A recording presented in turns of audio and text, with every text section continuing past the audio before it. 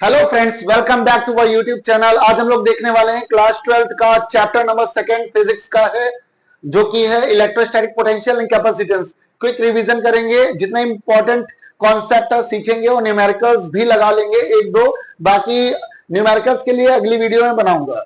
चलते हैं पहले टॉपिक में। तो आपको पढ़ना पड़ेगा इलेक्ट्रोस्टैटिक पोटेंशियल। एक वर्ड आपने सुना है, पोटेंशियल डिफरेंस और इलेक्ट्रिक पोटेंशियल। क्लास 10th में जब इलेक्ट्रिसिटी चैप्टर आया था तो ये वाला वर्ड हम लोग को देखने को मिला था कि इलेक्ट्रिक पोटेंशियल या पोटेंशियल डिफरेंस नाम की चीज होती है। अच्छा, ये पोटेंशियल डिफरेंस होता क्या है, एक बात समझो। देखो, डिफरेंस का मतलब होता है अंतर। डिफरेंस का मतलब होता है अंतर। जैसे नाली में अगर पानी बहाना है तो हम क्या करेंगे, या फिर हमें टंकी से पानी नीचे खींचना है तो टंकी को ऊपर रखी जाती है और टोटी को नीचे। तब ये देखो डिफरेंस कितना, एक हाई है एक लो है, तो यहां से पानी बह के नीचे आ जाता है, इसी को हम लोग बोलते हैं डिफरेंस, है ना। लेकिन अगर ताकत का डिफरेंस हो तो उसको बोलते थे पोटेंशियल डिफरेंस, है ना। अगर पानी बहाने के लिए कुछ करंट बहाना हो, पानी बहाना हो, तो आपको एक डिफरेंस जनरेट करना पड़ेगा जिसकी वजह से इलेक्ट्रॉन्स फ्लो करेंगे। पानी बहाना तो डिफरेंस करना पड़ेगा जिसकी वजह से पानी का भी फ्लो आएगा हायर कंसंट्रेशन से लोअर कंसंट्रेशन की तरफ। तो यहां पर एक डिफरेंस है, उसका नाम है पोटेंशियल डिफरेंस। अब ये पोटेंशियल डिफरेंस क्या चीज है, कौन सी चिड़िया का नाम होता है, तो पोटेंशियल डिफरेंस। अब आप एक बात समझना, क्या जैसे मान लेते एक चार्ज है ना, ये चार्ज रख दिया मैंने, ये पॉजिटिव चार्ज है, ये कैसा चार्ज है, पॉजिटिव चार्ज है। और एक टेस्ट चार्ज है, टेस्ट चार्ज भी कैसा होता है, पॉजिटिव, चैप्टर फर्स्ट में आपने पढ़ा है ना। इस टेस्ट चार्ज को हमें किसी पॉइंट से मान लेते ए पॉइंट से बी पॉइंट तक ही पहुंचाना है, इस पॉइंट तक पहुंचाना है। तो इस चार्ज का अपना एक फील्ड होगी, इस चार्ज की अपनी एक फील्ड होगी, है ना। इस टेस्ट चार्ज को यहां तक ही पहुंचाने के लिए जितना वर्क डन हमें करना पड़ेगा, मेहनत करनी पड़ेगी। क्यों? क्योंकि ये पॉजिटिव है, ये भी पॉजिटिव है, भैया रिपल करेगा, ये कहेगा ना हो हमारे पास, लेकिन टेस्ट चार्ज कहेगा हम आएंगे, हम आएंगे। तो ये जबरदस्ती आना चाह रहा है और ये बुला नहीं रहा है, तो थोड़ा सा रिपल्सन हो रहा है, अगेंस्ट द जा रहे हैं, अगेंस्ट द विंड चलोगे तो आपको थोड़ा मेहनत करना पड़ेगा, तो अगेंस्ट द फील्ड जाना पड़ रहा है। तो इस टेस्ट चार्ज को यहां तक ही पहुंचने के लिए जितनी मेहनत करनी पड़ेगी उसी को बोलते हैं पोटेंशियल डिफरेंस। तो पोटेंशियल डिफरेंस का फॉर्मूला हो गया है work done to bring a unit positive test charge from one point to another point is called potential difference। तो वर्क डन करना पड़ेगा, किसको करना पड़ेगा, टेस्ट चार्ज को करना पड़ेगा एक पॉइंट से दूसरी पॉइंट तक पहुंचने के लिए, इसी को पोटेंशियल डिफरेंस कहते हैं। अब इलेक्ट्रिक पोटेंशियल क्या होता है, अगर हम यहीं से बोल दें कि इंफिनिटी से, पॉइंट कंफर्म नहीं है, इंफिनिटी से कहीं से भी उठा के लेके आ रहे हैं और बी पॉइंट तक पहुंचाना हो, तो उसको हम लोग बोलते हैं electric potential. Work done to bring a unit positive test charge from infinity to another point is called electric potential. तो सिर्फ और सिर्फ दो तीन वर्ड्स का फासला है, कौन कौन से वर्ड का, तो एक जगह इंफिनिटी आ जाएगा तो इलेक्ट्रिक पोटेंशियल, और दोनों पॉइंट्स क्लियर कर देगा ए से लेकर बी तक की, तो वो पोटेंशियल डिफरेंस है। यही डेफिनेशन मैंने यहां पर लिखी है, एक बार आप अच्छे से पढ़ लो फिर आगे बढ़ते हैं। इलेक्ट्रिक फील्ड को रिप्रेजेंट करते कैपिटल ई से, चैप्टर नंबर फर्स्ट में बताया है। पोटेंशियल पोटेंशियल को रिप्रेजेंट करते वी से, डिफरेंस को रिप्रेजेंट करते डेल्टा वी से, है ना। पोटेंशियल डिफरेंस आ जाएगा।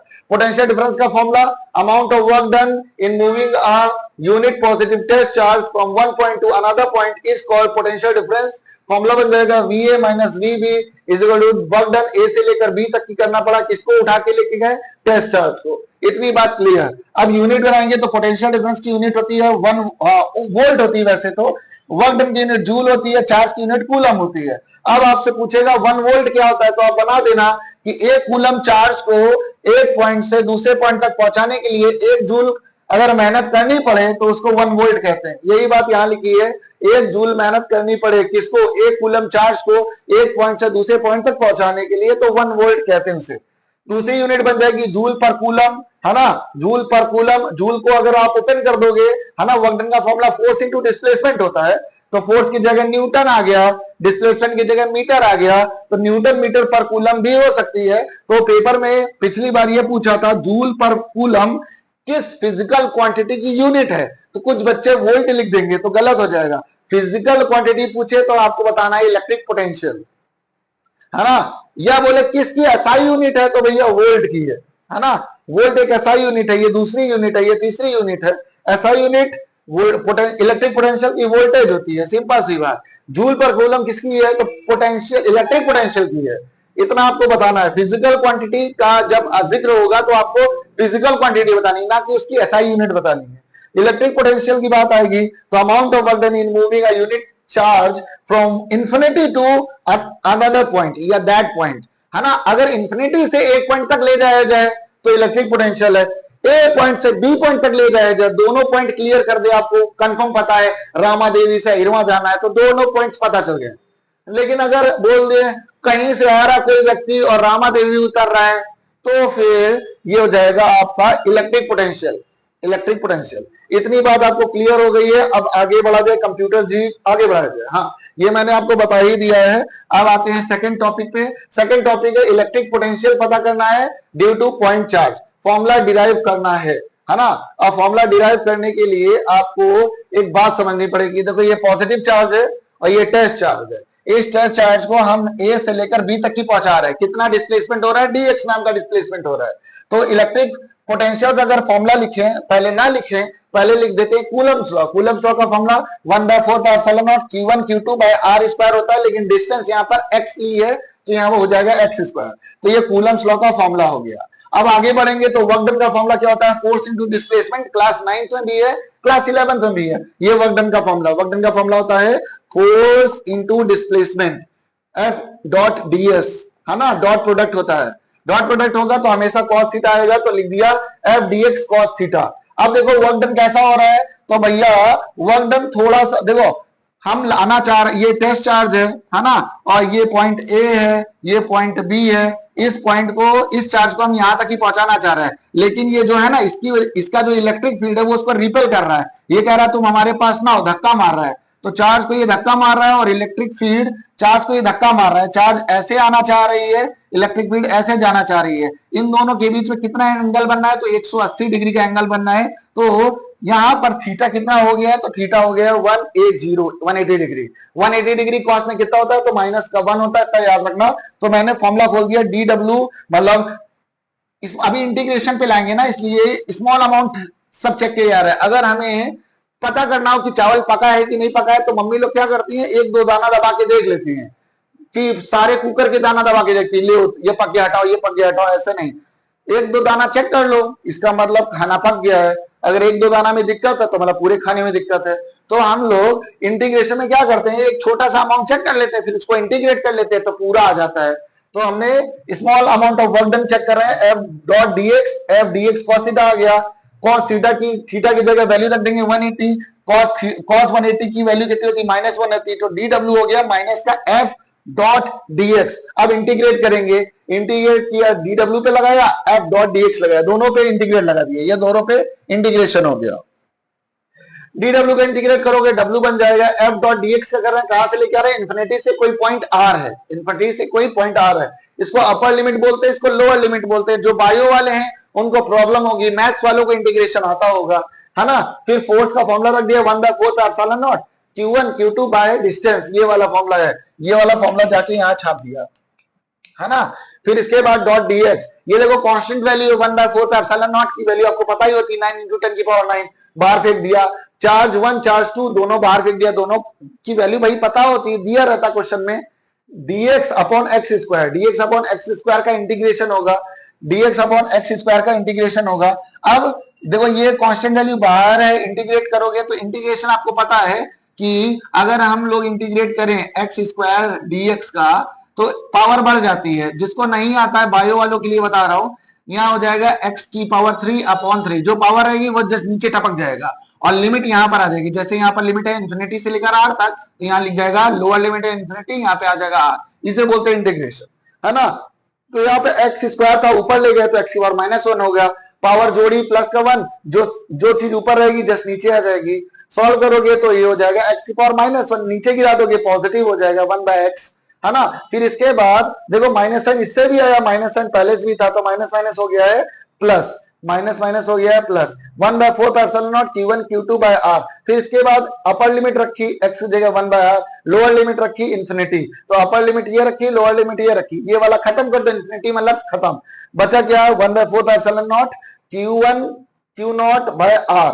फिर इसके बाद क्या करना है, देखो डब्ल्यू तो पता चल गया, डब्ल्यू तो पता चल गया क्या होता है, जैसे आपको वर्क डन पता चल गया क्या आया, फिर उसके बाद एक फॉर्मूला आपको पता है पोटेंशियल, इलेक्ट्रिक पोटेंशियल का डब्ल्यू बाय क्यू होता है, डब्ल्यू की जगह आप वैल्यू लिख दोगे, देखो मैंने लिखी है 1/4 Q one Q naught by R, और क्यू नॉट नीचे बैठा है, क्यू नॉट से क्यू नॉट कर गया, वी का फॉर्मूला क्या आ गया, तो वी का फॉर्मूला बन चुका है, वी का फॉर्मूला बन गया है, v का formula 1/4 pi epsilon naught q by r आ गया है। वैसे डिराइवेशन आती नहीं कभी पेपर में, ये वाली सस्ती मद्दी है, ये नहीं आती, आपको फॉर्मूला याद रखना है, v is equal to 1/4 epsilon naught q by r only q by r, है ना।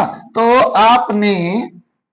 आपने कूलम्स लॉ पढ़ा पहले चैप्टर में, फॉर्मूला क्या बना 1/4 pi epsilon naught Q1 Q2 by R square. दूसरा फॉर्मूला इलेक्ट्रिक फील्ड का आया इसी चैप्टर में, फर्स्ट चैप्टर में 1/4 pi epsilon naught Q by R square.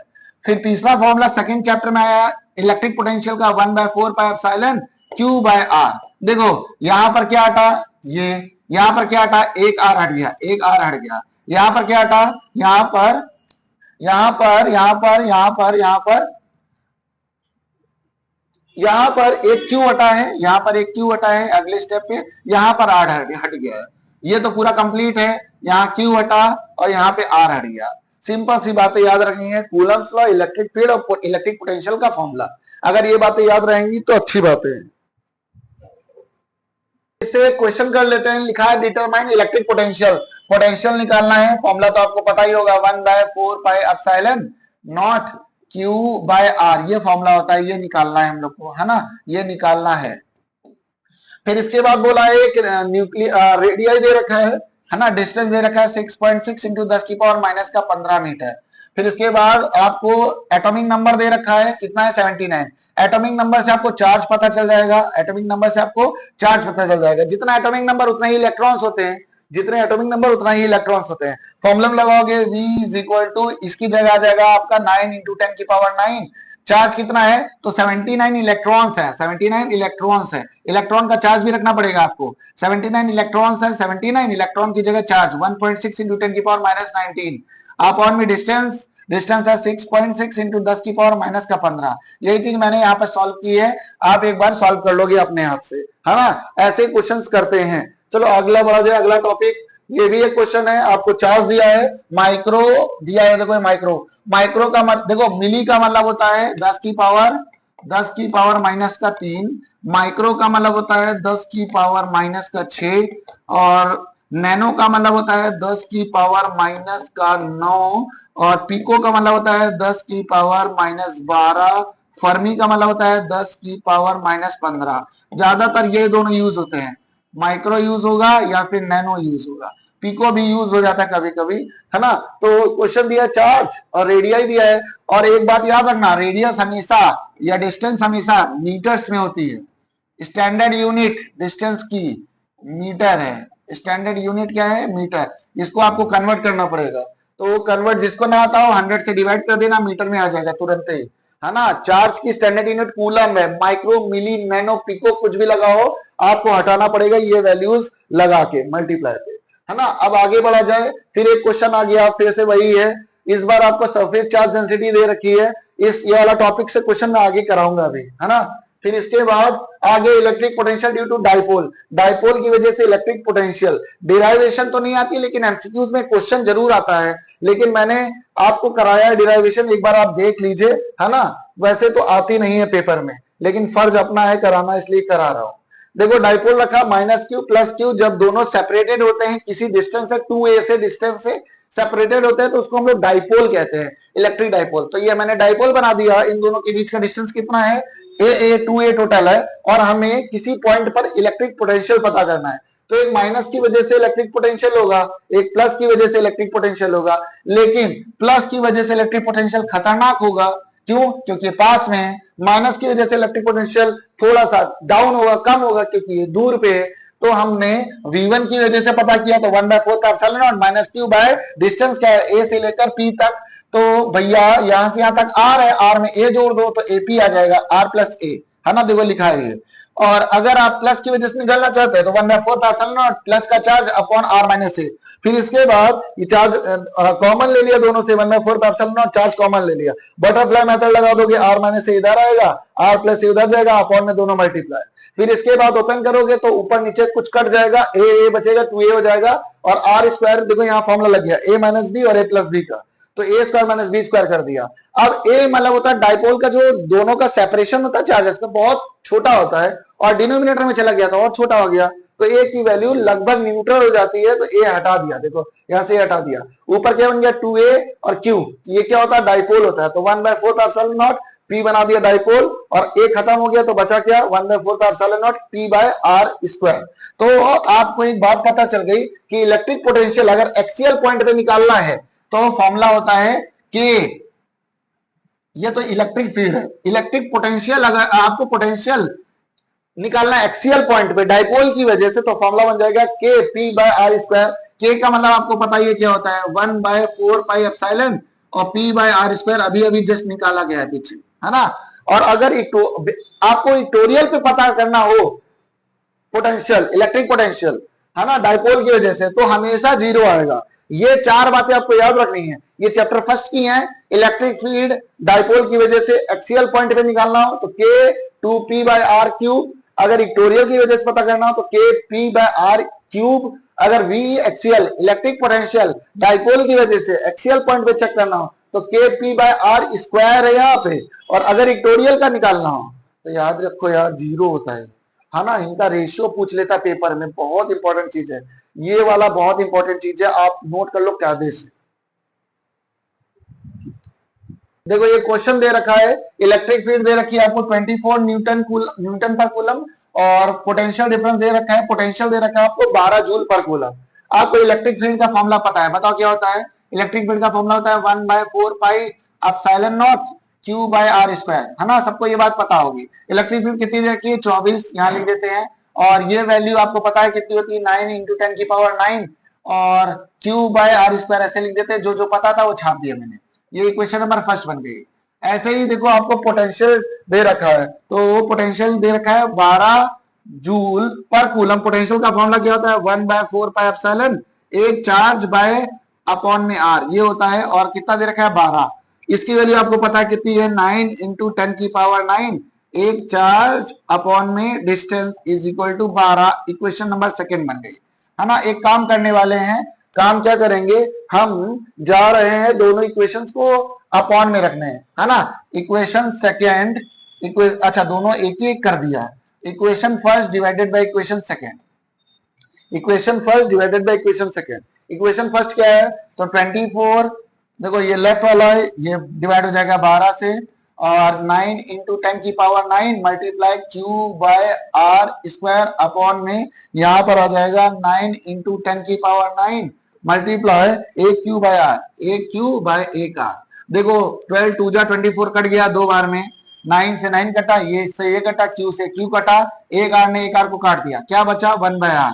तो आर की वैल्यू निकालनी है तो कितना आ गया 1/2, जो कि होता है 0.5 मीटर्स। ये बात आपको पता चल गई, तो एक चीज पता चल गया हमें। अब क्या निकालना है, अब हमें निकालना है चार्ज। चार्ज निकालने के लिए हम जा रहे हैं पोटेंशियल डिफरेंस में रख देंगे, इस पे रख देंगे आ जाएगा, तो हमें ये निकालना चार्ज, तो 9 × 10 की पावर 9 चार्ज निकालना है। डिस्टेंस कितना है, डिस्टेंस अभी अभी निकाला 0.5 is equal to 12, multiply cross cross कर लो, आंसर आ जाएगा आपका 12 5 जा कितना हो जाएगा 6 अपॉन 9 मल्टीप्लाई 10 की पावर 9, तो 3 3 2 जा 6 3 3 जा 9, आपका आंसर आ रहा है 0.6 मल्टीप्लाई 10 की पावर 9 कूलम। ये आ गया चार्ज। बिल्कुल आसान क्वेश्चन था, बस आपको फॉर्मूले पता होने चाहिए, आप कर लोगे। अगला टॉपिक लाया जाए भैया इक्विपोटेंशियल सरफेस। अब इक्विपोटेंशियल सरफेस क्या होता है, तो इक्विपोटेंशियल सरफेस एक ऐसा सरफेस होता है जहां पर सारे पोटेंशियल बराबर होते हैं। समझना ध्यान से, अगर मान लो ये ले लिया, ये चार्ज स्फीयर, ये स्फीयर है, और यहाँ पर एक चार्ज रख दिया मैंने, ये चार्ज रख दिया, और इस स्फीयर में जितना भी रेडियस है सब बराबर होगा। स्फीयर में रेडियस तो बराबर ही होती है, सर्कल में बराबर होती है, तो स्फीयर में क्या नहीं बराबर होगी, सर्कल में बराबर होती है रेडियस, तो स्फीयर में क्यों नहीं बराबर होगी। अब अगर मैं आपसे पूछूं बताओ ए पॉइंट पे पोटेंशियल, बी पॉइंट पे पोटेंशियल, सी पॉइंट पे, डी पॉइंट पे, ई पॉइंट पे, सब जगह पोटेंशियल निकालना था, फॉर्मूला बताओगे वी ए पर 1/4 पाई एप्सिलॉन, और एक चार्ज रखा है Q, ये वाला चार्ज है, बड़ा वाला चार्ज है, अपॉन में डिस्टेंस, इधर भी निकालोगे VB पर तो आ जाएगा 1/4 पाई एप्सिलॉन, और चार्ज क्या है Q और डिस्टेंस कितना R, यहाँ निकालोगे VC पर 1/4 पाई एप्सिलॉन नॉट और चार्ज क्या है Q अपॉन में R। देखो सब जगह बराबर आ रहा है, तो एक ऐसा सरफेस जहां पर पोटेंशियल बराबर होता है तो उसको बोलते हैं इक्विपोटेंशियल सरफेस। एक ऐसा सरफेस जहां पर पोटेंशियल बराबर होता है, देखो बराबर है ना, बराबर है ना, बराबर है ना, ये भी बराबर आएगा, ये भी बराबर आएगा, तो एक ऐसा सरफेस जहां पर पोटेंशियल बराबर होता है तो that surface is known as equipotential surface. ऐसे सरफेस को इक्विपोटेंशियल सरफेस कहते हैं। ये लिखा है any surface that has same electric potential at every point on its surface is called equipotential surface. ये आप बात समझ गए, कोई भी सरफेस हो जहां पे पोटेंशियल बराबर है इक्विपोटेंशियल सरफेस हो जाएगा। ये बात समझ गए बात, है ना। अब इसके बाद एक बात और देखो, क्या बात है, देखो यहाँ पर VA है, यहाँ पर VB है, यहाँ पर VC है, यहाँ पर VD है। अब आपसे बोले कोई बताओ VA और VB में क्या डिफरेंस है, तो डिफरेंस वाला था माइनस, VA माइनस VB करोगे तो आ जाएगा ये सेम चीज, छापो 1/4 pi epsilon not charge by R, फिर यहाँ पर माइनस कराओगे 1/4 pi epsilon not charge by R, देखो दोनों आपस में सेम है, कट गया, तो पोटेंशियल डिफरेंस होता ही नहीं है, जीरो हो जाएगा। तो पोटेंशियल जब बराबर ही तो डिफरेंस कैसा होगा, तो जब भैया डिफरेंस से नहीं है, जब सेम है तो डिफरेंस से नहीं होगा, तो इक्वी पोटेंशियल सरफेस में पोटेंशियल डिफरेंस होता ही नहीं है, जीरो होता है। आपने फॉर्मूला क्या पढ़ा पोटेंशियल डिफरेंस का, पहला टॉपिक आपने जब पहली डेफिनेशन पढ़ी तो work done to bring a unit positive charge, ये होता है पोटेंशियल डिफरेंस का फॉर्मूला। पोटेंशियल डिफरेंस कैसा है, जीरो। पोटेंशियल डिफरेंस कैसा है, जीरो। देखो अभी भी बताया पोटेंशियल डिफरेंस क्या है, जीरो। पोटेंशियल डिफरेंस है ही नहीं, जीरो ही है, तो वर्क डन अपॉन चार्ज आ जाएगा, चार्ज को मल्टीप्लाई करोगे जीरो से तो हो जाएगा जीरो, वर्क डन कितना हो जाएगा, जीरो। तो इक्वी पोटेंशियल सरफेस में वर्क डन जीरो होता है।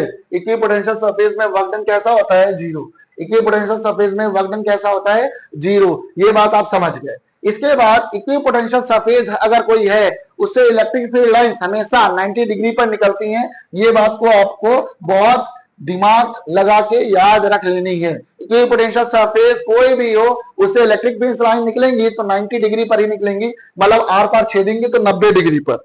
इतनी बात क्लियर। अब इसके बाद एक बात और समझनी है, इक्वी पोटेंशियल सरफेस है, ये इक्वी पोटेंशियल सरफेस है, ये भी एक इक्वी पोटेंशियल सरफेस है, ये भी एक इक्वी पोटेंशियल सरफेस है। ऐसे एक और बना देते हैं, पास पास बना देते हैं, है ना, ये पास पास बना देते हैं। तो जितना दूर दूर रहेगी उतना इलेक्ट्रिक फील्ड कमजोर रहेगी, वीक रहेगी, और जितना पास पास रहेगा उतना इलेक्ट्रिक फील्ड स्ट्रांग रहेगी। ये बात आपको याद रखनी है। जैसे मैंने बना दिए, एक ये है, चलो ये इक्वी पोटेंशियल सरफेस है, ये भी एक इक्वी पोटेंशियल सरफेस है ना, और एक ये इक्वी पोटेंशियल सरफेस है, एक ये इक्वी पोटेंशियल सरफेस है। इन दोनों में देखो दूर दूर है, काफी गैप है, तो यहाँ पर इलेक्ट्रिक फील्ड कैसी है, वीक, यहाँ पर इलेक्ट्रिक फील्ड कैसी है, तो स्ट्रॉन्ग, है ना। ये बात समझ गए। जितना पास है ना उतना मजबूत, जितना दूरियां बढ़ेंगी उतना प्यार घटेगा, है ना, जितना दूरियां बढ़ेंगी उतना प्यार घटेगा। ये आपको थर्ड पॉइंट याद रखनी है। और चौथी बात ये है कि मान लेते हैं कि एक ये इक्वी पोटेंशियल सरफेस है ना, सब जगह पोटेंशियल क्या होगा, मान लेते हैं 7 वोल्ट है, इधर भी 7 वोल्ट है, सब जगह बराबर ही होता है, 7 वोल्ट इधर भी 7 वोल्ट। एक ये इक्वी पोटेंशियल सरफेस है, इधर है 5 वोल्ट, ये भी 5 वोल्ट, ये दूसरा इक्वी पोटेंशियल सरफेस है। पोटेंशियल कैसा है, बराबर, हर पॉइंट में सेम ही पोटेंशियल होगा, 5 है तो 5 ही होगा, 7 है तो 7 होगा, 10 है तो 10 ही होगा, 6 है तो 6 होगा, बराबर ही होगा हमेशा। हाँ, ये बात आप समझ गए। इसके बाद एक ये इक्वी पोटेंशियल सरफेस, दूसरा ये इक्वी पोटेंशियल सरफेस, दोनों को अगर हम इंटरसेक्ट कर रहे हैं किसी पॉइंट पर, है ना, तो देखो यहाँ पर इंटरसेक्ट कर रहे हैं, इस जगह पर इंटरसेक्ट हो रहा है, एक ये इंटरसेक्ट हो रहा है, तो देखो इधर से तो 7 वोल्ट आ रहा है, इधर से 5 वोल्ट आ रहा है, तो ये तो पॉसिबल नहीं है ना। अगर कोई इक्वी पोटेंशियल सरफेस है तो दो इलेक्ट्रिक पोटेंशियल थोड़ा ना होना चाहिए भैया, इधर से आप 7 दे रहे, इधर से 5 दे रहे, इक्वी पोटेंशियल सरफेस, तो ये पॉसिबल नहीं है, नॉट पॉसिबल, नॉट पॉसिबल। तो इसका मतलब ये है कि कभी भी दो इक्वी पोटेंशियल सरफेस आपस में इंटरसेक्ट नहीं करते हैं। ये बात आपको याद रखनी है। जैसे चैप्टर फर्स्ट में पढ़ा था, इलेक्ट्रिक फील्ड कभी भी आपस में इंटरसेक्ट नहीं करती है, वैसे ही दो इक्वी पोटेंशियल सरफेस कभी भी आपस में इंटरसेक्ट नहीं करते हैं। करेंगे तो पोटेंशियल बराबर डिफरेंट हो जाएगा, और this is not possible. Electric potential is always same at any point. अगर इक्वी पोटेंशियल सरफेस है तो सब जगह पर इलेक्ट्रिक पोटेंशियल बराबर होंगे। जैसे मान लेते हैं ये एक इक्वी पोटेंशियल सरफेस है, तो सब जगह पोटेंशियल क्या होगा, बराबर, यहाँ पर सब जगह पोटेंशियल क्या होगा, बराबर होगा, सिंपल सी बात। अब आगे बढ़ते हैं, अब आगे बढ़ा जाए। अब अगला टॉपिक है पोटेंशियल एनर्जी। अब पोटेंशियल एनर्जी क्या होती है, तो आपने क्लास 9 में पढ़ा, मैकेनिकल एनर्जी दो टाइप की होती है। एक पोटेंशियल एनर्जी जो कि हाइट की वजह से आती है, अगर ये मार्कर है और मैं ऊंचाई पे इसको ले जाऊं और छोड़ दूं तो भट्ट से गिरेगा, आवाज आएगी, इसके पास एनर्जी है, इसके पास एनर्जी है, लेकिन कौन सी एनर्जी है, पोटेंशियल एनर्जी। लेकिन अगर ये मोशन में आ जाए, अब कौन सी एनर्जी है, तो या ये काइनेटिक एनर्जी है। तो मैकेनिकल एनर्जी दो टाइप की होती है, पोटेंशियल एनर्जी और काइनेटिक एनर्जी। तो चार्जेस भैया हवा में टंगे हैं, चार्जेस हवा में टंगे हैं। अब इन चार्जेस को अगर हमें असेंबल करना है, एक से लेकर दूसरे तक पहुंचाना है, या कलेक्ट करना है, या वर्क डन करवाना है इधर से लेकर उधर तक पहुंचाने में, तो हमें एक एनर्जी की जरूरत पड़ेगी जिसको पोटेंशियल एनर्जी कहते हैं। तो amount of work done to assemble the charges at any location या फिर from infinity is called potential energy. और रिप्रेजेंट किससे करते हैं, तो यू से। अब वर्क डन का फॉर्मूला क्या होता है, आपने पहला टॉपिक में पढ़ा, पोटेंशियल का फॉर्मूला होता है work done by charge, simple सी बात। इसको इससे मल्टीप्लाई करा दो तो हो जाएगा वी क्यू और यहां बच जाएगा डब्ल्यू। इतनी बात हो गई। पोटेंशियल का फॉर्मूला हमें रटा है, आपको भी रटा है, बताओ क्या होता है। तो पोटेंशियल का फॉर्मूला होता है क्या, तो पोटेंशियल का फॉर्मूला होता है 1/4 पाई एप्सिलॉन, एक चार्ज बाय आर और एक चार्ज बगल में रखा है। तो वर्क डन का फॉर्मूला क्या हो गया, तो वर्क डन का फॉर्मूला हो गया 1/4 pi epsilon naught Q1 Q2 by R. Q1 Q2 by R, कहीं सुना सुना लग रहा है यार ये। हाँ, कूलम स्लॉ पे, कूलम स्लॉ पे बस यहाँ पर आर स्क्वायर होता था, अगर यहाँ आर स्क्वायर कर देंगे तुरंत बन जाएगा इलेक्ट्रोस्टैटिक फोर्स, कूलम स्लॉ वाला फोर्स बन जाएगा। लेकिन यहाँ पे आर स्क्वायर नहीं करना है, अगर आर स्क्वायर नहीं होगा तो वर्क डन होगा, और इसी वर्क डन को हम लोग बोलते हैं पोटेंशियल एनर्जी। तो देखो पोटेंशियल एनर्जी का फॉर्मूला क्या बन गया, 1/4 pi epsilon naught Q1 Q2 by R. तो अगर हमें वर्क डन निकालना पड़ेगा इन दो वजह के, मतलब ए बी पर, तो आ जाएगा क्या 1/4 pi epsilon Q1 Q2 by R. अगर इसका निकालना पड़ेगा तो 1/4 pi epsilon naught Q2 Q3 by R. अगर इसका निकालना पड़ेगा तो आ जाएगा 1/4 pi epsilon naught Q3 Q1 by R. Simple सा बात, सबको ऊपर लगाते जो मल्टीप्लाई में और आर अपॉन में चलता रहेगा, है ना। इसके बाद आ जाएगा आपका इलेक्ट्रिक टॉर्क का फॉर्मूला आएगा, टॉर्क आएगा। टॉर्क अभी मैं पहुंचाता हूं टॉर्क में जल्दी। हाँ, टॉर्क आ गया, लेकिन उससे पहले एक टॉपिक क्लियर कर लेते हैं, पोटेंशियल ग्रेडियंट वाला, है ना। ये पोटेंशियल ग्रेडियंट क्या होता है, तो देखो सबसे पहले हमें कोई टेस्ट चार्ज को बी पॉइंट तक पहुंचाना था, ये मैं बार बार इतनी देर से यही बता रहा हूं। तो वर्क डन का फॉर्मूला फोर्स इनटू डिस्प्लेसमेंट हो रहा है अगेंस्ट द इलेक्ट्रिक फील्ड जा रहे हो तो नेगेटिव साइन लग गया, minus sign F dot D X. Work done का फॉर्मूला ये लिखा है। अब इसके बाद आपको पता है इलेक्ट्रिक पोटेंशियल डिफरेंस का फॉर्मूला क्या होता है, डब्ल्यू बाय क्यू इतना होता है, क्रॉस करा दोगे तो क्यू डेल्टा वी हो जाएगा। ये देखो यहां से फॉर्मूला बना दिए, क्यू डेल्टा वी, बिल्कुल सिंपल सी बात है यार, ज्यादा हार्ड नहीं है। तो यही फॉर्मूला यहाँ पर रख दिया। एक फॉर्मूला आपने क्लास 9 से चुराया, कौन सा, क्लास 11 में भी है, फोर्स इनटू डिस्प्लेसमेंट। धक्का मारो और डिस्प्लेसमेंट हो जाए तो वर्क डन कहलाता है। तो ये दो फॉर्मूले हो गए। तो देखो यहाँ भी डीडब्ल्यू, यहाँ भी डीडब्ल्यू, दोनों को इक्वेट कर दोगे तो माइनस का एफ डॉट डी एक्स ये लिखा है और क्यू डेल्टा वी ये लिखा है। दोनों का उड़ा दो, कुछ कट रहा है क्या, तो दोनों का कुछ नहीं कट रहा है। अभी हम लोग फोर्स की जगह फॉर्मूला रख देते हैं। फोर्स की जगह फॉर्मूला क्या आ जाएगा, तो फोर्स का फॉर्मूला जाएगा क्यू ई। ये चैप्टर फर्स्ट में है, इलेक्ट्रिक फील्ड का फॉर्मूला जब बनता है तो फोर्स का फॉर्मूला हो जाएगा क्यू ई। क्यू से क्यू काट दिया, यहाँ बचा डेल्टा वी, यहाँ बचा ई डी आर। तो ये हो जाएगा delta V by D R is equal to electric field. तो delta V upon D R क्या होता है, इसी को बोलते हैं पोटेंशियल ग्रेडियंट। ये एमसीक्यूज में पेपर में आता रहता है ना। तो अगर आपको ये बात पता चले कि DV by D R is equal to E लिखा है, समझ जाना ये पोटेंशियल ग्रेडियंट है, बहुत इंपॉर्टेंट फॉर्मूला है। इसी को आगे चल के बना दिया जाता है V is equal to E D, है ना। ये आर है, आर को डी मान दिया तो V is equal to E D, वेद वाला formula, V is equal to E D, यही फॉर्मूला। देखो V ई है अपनी जगह, इसको डी मान लो तो V is equal to E D बन जाएगा, है ना। फिर इसके बाद कभी भी आपसे पूछे कोई चार्ज स्फीयर है, इलेक्ट्रिक फील्ड अंदर कितनी होगी, तो याद रखना हमेशा जीरो होगी। चार्ज स्फीयर में इलेक्ट्रिक फील्ड हमेशा जीरो होती है, अंदर की साइड बता रहा हूं, इसको याद रखने वाले, बिल्कुल सिंपल सी बात है। इलेक्ट्रिक फील्ड अगर जीरो होगी तो भैया मल्टीप्लाई कराओगे तो डीआर भी जीरो हो जाएगा, डीवी क्या हो जाएगा, तो डीवी हो जाएगा जीरो, मतलब पोटेंशियल कैसा हो जाएगा, कांस्टेंट। तो चार्ज स्फीयर में पोटेंशियल कैसा रहता है, कांस्टेंट रहता है। इतनी बात आपको पता चल गई। अब इसके बाद आते टॉर्क में। अब आते हैं टॉर्क वाले फॉर्मूले पे। तो देखो भैया टॉर्क क्या होता है, तो अगर हम लोग फोर्स लगाए और वो रोटेट करने लग जाए तो उसको हम लोग टॉर्क बोलने लगते हैं, फोर्स नहीं बोल के टॉर्क बोलते हैं। दोनों सेम चीज है, फोर्स लीनियर ही काम करेगा स्ट्रेट लाइन में, लेकिन अगर रोटेट करने लग गया तो टॉर्क बन जाता है। जिस दरवाजा पे आप धक्का मारो तो दरवाजा ऐसा नहीं होगा कि दरवाजा यहां से चल के वहां पहुंच गया, ऐसा नहीं होगा, दरवाजा घूमने लगेगा, एक जगह पे घूम जाएगा, यहां से ऐसे ऐसे घूम जाएगा। तो ये देखो टर्निंग इफेक्ट दे रहा है। तो ऐसा फोर्स जो किसी को रोटेट कर दे उसको हम लोग टॉर्क कहते हैं। तो वर्क डन का फॉर्मूला क्या होता है, फोर्स इंटू डिस्प्लेसमेंट। अब ये फोर्स क्या बन चुका है, रोटेशन में टॉर्क बन गया है। तो वर्क डन का फॉर्मूला गया टॉर्क, है ना, टाउ भी बोलते हैं इसको, डी थीटा। जो डिस्प्लेसमेंट होगा उसको हम लोग बोलते हैं डी थीटा।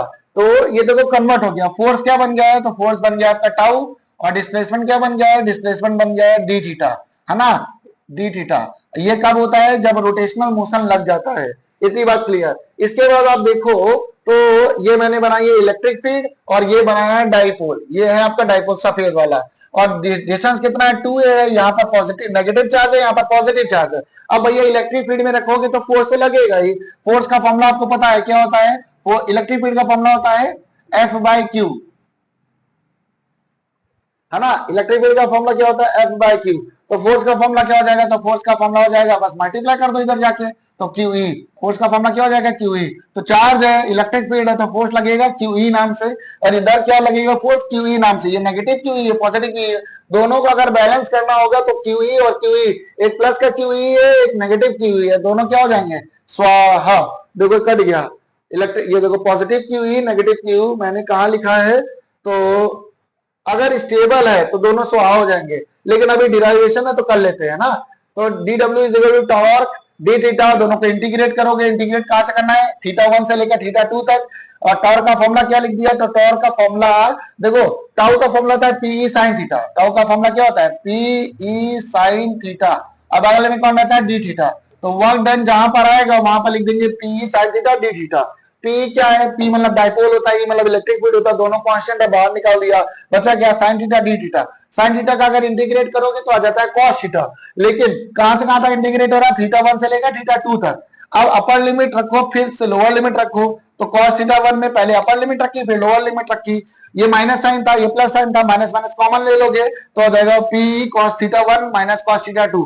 मेन बात जो आपको याद रखनी है वो फॉर्मूला याद रखना है, कि फॉर्मूला क्या होता है, जब पोटेंशियल एनर्जी लगती है इलेक्ट्रिक फील्ड में तो डाइपोल रख के, तो अगर इलेक्ट्रिक फील्ड है और डाइपोल ऐसे रखा है और रिवर्स पोजीशन में, तो पलट देगा ऐसे, तो ये हो जाएगा अनस्टेबल। और अगर रोटेट नहीं कर पा रहा है, ऐसे रख दिया है और ऐसे रखा है टॉर्क, तो ये हो जाएगा स्टेबल, है ना। स्टेबल और अनस्टेबल की कंडीशंस आपको मैंने लिख दी है, वो बहुत इंपॉर्टेंट है, 100% पेपर के लायक ये क्वेश्चन ये वाला, है ना।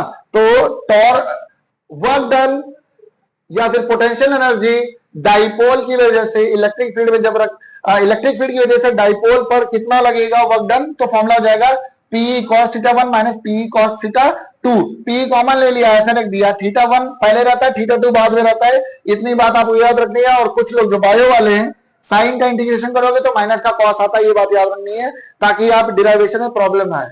θ1 कितना है, अगर स्टेबल है तो 0 होगा, अगर अनस्टेबल है तो थीटा 90 डिग्री पर होगा, 90 डिग्री पर होगा तो रोटेट करके ऐसे घुमा देगी, है ना, तो वो होता है अनस्टेबल। और अगर 0 एनर्जी लग रही है तो थीटा हमेशा 180 डिग्री होगा, मतलब इलेक्ट्रिक फील्ड के जस्ट अपोजिट रखा होगा। ये स्टेबल, ये याद रखनी जो मैंने डब्बे में ट्रैक की है। अब आ जाएगा आपका कैपेसिटेंस, अब आएगा आपका कैपेसिटेंस का टॉपिक।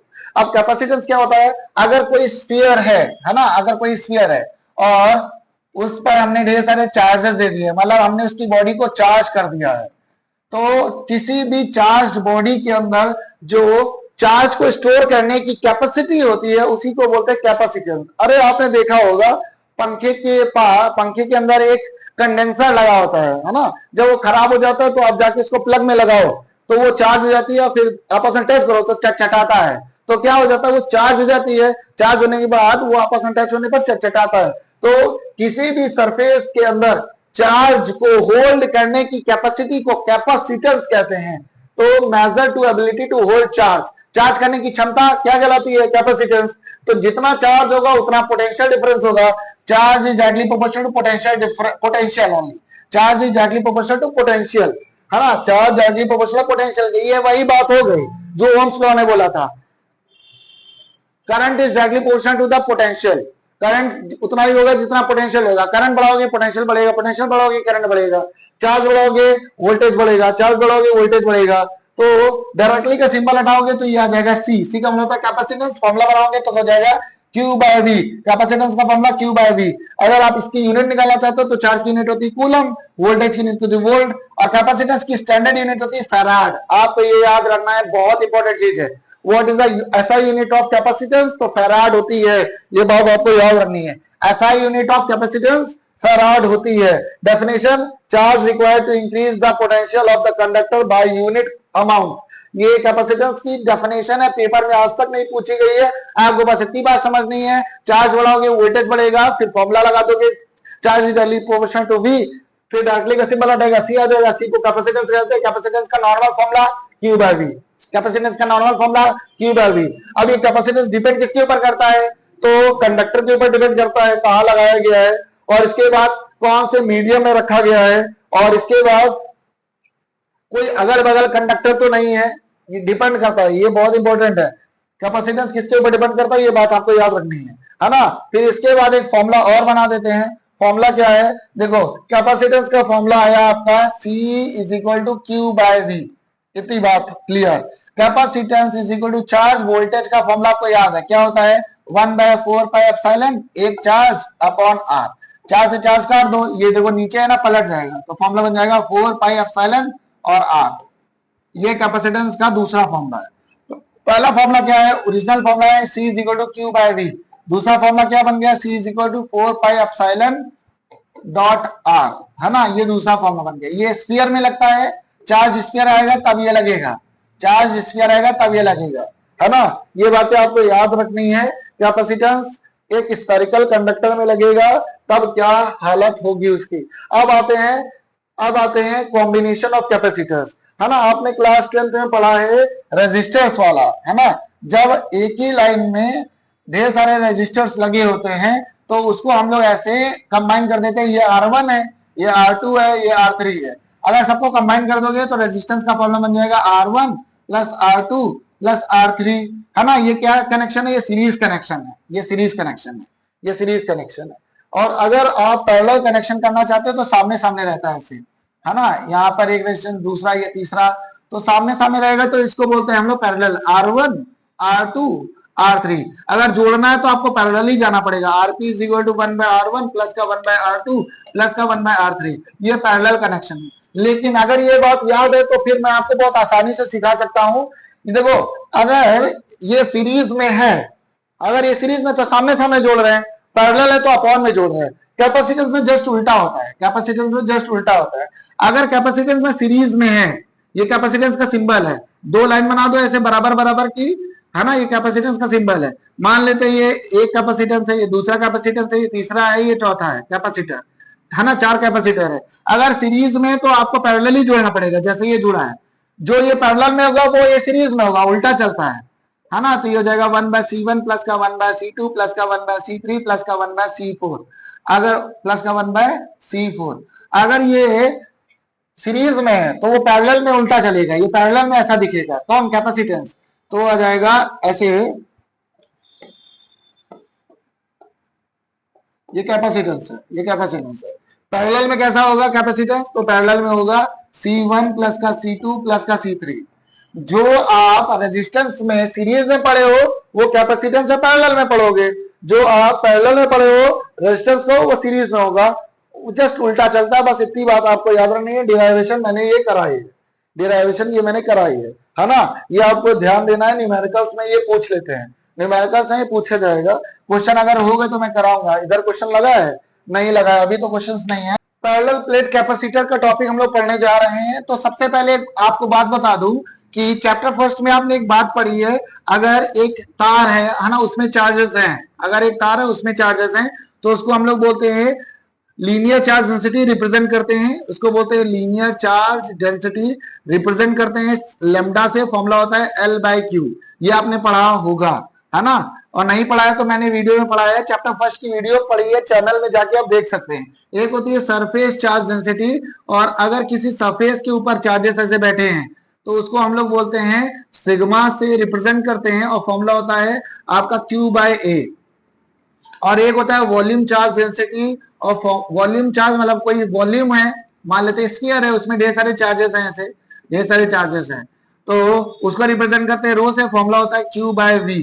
ये वॉल्यूम चार्ज डेंसिटी है, ये सरफेस चार्ज डेंसिटी है, ये लीनियर चार्ज डेंसिटी है। इतनी बात आपको क्लियर हो गई। इसके बाद हम लोग पैरेलल प्लेट कैपेसिटर की बात करेंगे। तो ये एक प्लेट है, और प्लेट ऐसे है, सरफेस में दिख रही है, ये ऐसे 3D ऐसे दिखेगा, ये एक ऐसे दिखेगा, ये पैरेलल प्लेट्स है ना। ये सरफेस चार्ज डेंसिटी की बात कर रहे हैं, इसकी बात हो रही है, और इसमें ढेर सारे चार्जेस है, ये पॉजिटिव है चार्ज, पॉजिटिवली चार्ज है, और ये नेगेटिवली चार्ज है, ये नेगेटिवली चार्ज है, ये पॉजिटिवली चार्ज है, ये नेगेटिवली चार्ज है, positively charge and negatively charge. इतनी बात क्लियर हो गई। इन दोनों की बीच में जो स्पेस है उसको रिप्रेजेंट करते हैं स्मॉल डी से। दो कैपेसिटर्स के बीच में जो स्पेस होता है उसको रिप्रेजेंट करते हैं स्मॉल डी से, है ना। इतनी बात आपको क्लियर। इसके बाद अगर आप बात करोगे कि बाहर इलेक्ट्रिक फील्ड कितनी होती है, तो हम मान लेते हैं इस पॉइंट पर हमें इलेक्ट्रिक फील्ड निकालनी है, तो फॉर्मूला हो जाएगा आपका सिग्मा अपॉन 2 एप्सिलॉन नॉट। अगर आप माइनस की वजह से निकालना चाहते हो तो यहां पर फॉर्मूला हो जाएगा माइनस का सिग्मा अपॉन 2 एप्सिलॉन नॉट। अगर आप नेट इलेक्ट्रिक फील्ड निकालना चाहते हो आउटसाइड निकालना चाहते हो कैपेसिटर्स की वजह से, तो भैया पॉजिटिव की वजह से निकाल लो और नेगेटिव की वजह से निकाल लो, और दोनों स्वाहा कर दो, तो सिग्मा अपॉन 2 एप्सिलॉन नॉट, और ये माइनस का हो जाएगा सिग्मा अपॉन 2 एप्सिलॉन नॉट। ये कट जाएगा, तो आउटसाइड हमेशा इलेक्ट्रिक फील्ड जीरो होती है। ये बात आपको अपने फेफड़ा, घुटवा, लंग्स सब जगह छाप के रख लेनी है। दो अगर कैपेसिटर्स है, parallel plate capacitor, outside electric field check करोगे तो जीरो आएगा। ये बात आपको हमेशा के लिए याद कर लेनी है। इसके बाद आप बात करोगे आगे की, है ना, इसको कोने में पहुंचा देते हैं। इसके बाद आगे की बात करोगे, अगर हमें इलेक्ट्रिक फील्ड अंदर चाहिए, मान लो पी पॉइंट पे इलेक्ट्रिक फील्ड चाहिए इनसाइड, अगर इनसाइड की बात करें तो इनसाइड में हो जाएगा सिग्मा अपॉन 2 एप्सिलॉन नॉट। ये पॉजिटिव की वजह से, नेगेटिव की वजह से भी हो जाएगा सिग्मा अपॉन 2 एप्सिलॉन नॉट, है ना। और आपको मैं मेन कॉन्सेप्ट बता रहा हूं, है ना, क्विक रिवीजन पे है, तो हो जाएगा 2 सिग्मा अपॉन 2 एप्सिलॉन नॉट। 2 से 2 कट जाएगा तो इनसाइड इलेक्ट्रिक फील्ड हो जाएगी, इनसाइड इलेक्ट्रिक फील्ड हो जाएगी आपकी सिग्मा अपॉन एप्सिलॉन नॉट। इतनी बात आपको समझ में आ गई, है ना। अब बताओ कैपेसिटेंस का फॉर्मूला क्या होता है। तो भैया कैपेसिटेंस का फॉर्मूला हमने पढ़ा है, क्या होता है, C is equal to Q by V. Capacitance का फॉर्मूला पढ़ा है, C is equal to Q by V. इतना बात पता चल गई आपको। अब ये बताओ कि Q तो भैया Q है, अच्छा बताओ V का फॉर्मूला क्या होता है। तो V का फॉर्मूला होता है V is equal to E D, है ना। ये कहां से निकाला, ये इक्विपोटेंशियल सरफेस के बाद मैंने जो टॉपिक पढ़ाया था पोटेंशियल ग्रेडियंट, उसमें बताया था मैंने, V की जगह आ जाएगा ईडी। अब बताओ E की जगह क्या आएगा, तो E की जगह आएगा ये सिग्मा अपॉन एप्सिलॉन नॉट और D, है ना। अब बताओ सिग्मा की जगह क्या आएगा, तो सिग्मा की जगह आएगा आपका, फॉर्मूला बताया था, देखो सिग्मा का फॉर्मूला क्या लिखा है, चार्ज अपॉन ए, और बगल में बैठा है 1 बाय एप्सिलॉन नॉट, और उसके बगल में बैठा है डी। तो देखो चार्ज से चार्ज कट गया, अब क्या बचा है, तो बचा है आपके पास, ये दोनों पलट के ऊपर जाएंगे तो हो जाएगा एप्सिलॉन नॉट ए, और नीचे बचेगा डी। तो कैपेसिटेंस का तीसरा फॉर्मूला आपके सामने प्रकट हो चुका है। भाइयों बहनों तालियों के साथ स्वागत किया जाए इसका। कैपेसिटेंस का formula epsilon naught A by D. Parallel plate capacitance में जो कैपेसिटेंस का फॉर्मूला बनेगा epsilon naught A by D.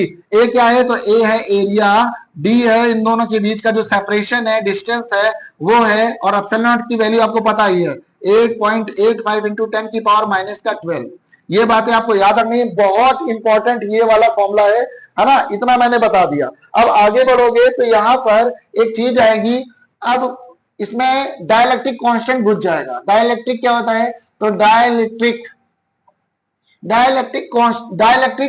Slab आ जाएगी। डाइलेक्ट्रिक क्या होता है, एक टाइप का इंसुलेटर होता है जो चार्जेस को इधर से उधर शिफ्ट नहीं होने देता है। तो डाइलेक्ट्रिक एक इंसुलेटर होता है जो चार्जेस को इधर से उधर नहीं होने देता है। Dielectric is a type of insulator which does not allow a charge to transfer from one plate to another।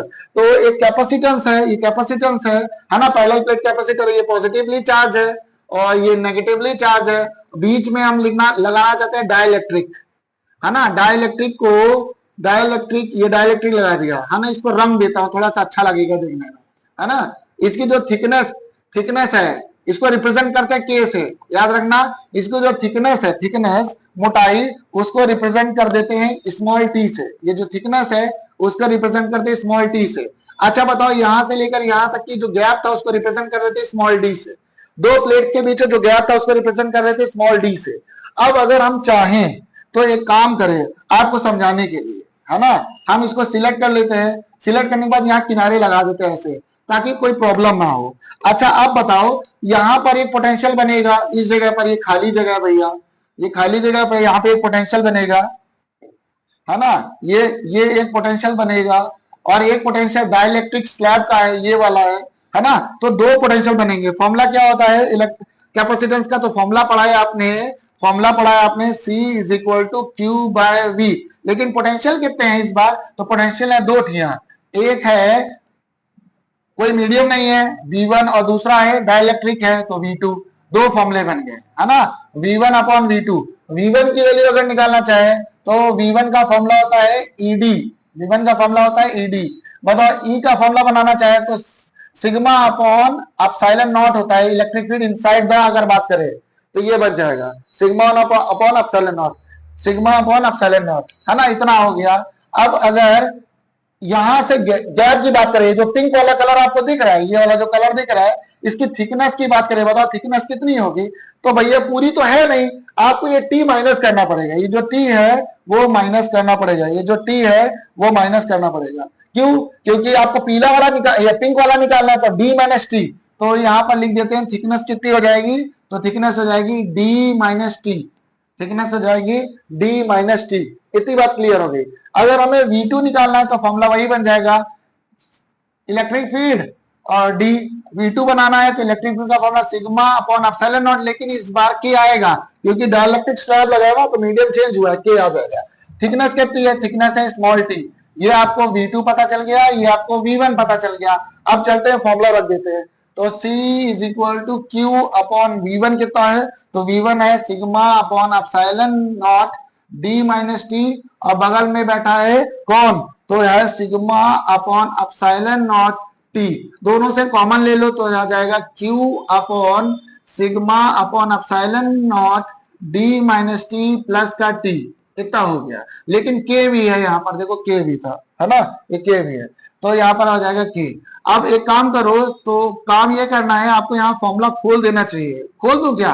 खोल देते हैं। अच्छा, तो सिग्मा का फॉर्मूला होता है क्यू बाय ए, है ना, सरफेस चार्ज डेंसिटी है ये चीज, surface charge density. Epsilon not नीचे है, बगल में डी माइनस टी और प्लस का टी अपॉन के। इतना बात है। क्यू से क्यू काट दिया, ये पलट जाएगा भाई, ऊपर बैठ जाएगा, तो आ जाएगा यहाँ पर ए बाय एप्सिलॉन नॉट, बगल में नीचे बैठेगा कौन? नीचे आ जाएगा आपका डी माइनस टी प्लस का टी बाय के। ये आपका एक फॉर्मूला बन गया, ये आपका एक फॉर्मूला बन गया। इसको ध्यान से देख लो, बहुत इंपॉर्टेंट चीज है। जब डाइलेक्ट्रिक स्लैब कैपेसिटेंस के बीच में रख देंगे तब क्या फॉर्मूला बनेगा? डी क्या है? सेपरेशन है। टी क्या है? Thickness of dielectric. के क्या है? डाइलेक्ट्रिक स्लैब का मीडियम है ना, के, और उसकी वैल्यू आपको दी रहेगी। अब आप बात समझना आगे। फॉर्मूला बना है आपका C is equal to epsilon naught A D minus T plus का टी बाय के, ये फॉर्मूला बना है। अब इसके दो कंडीशंस हैं।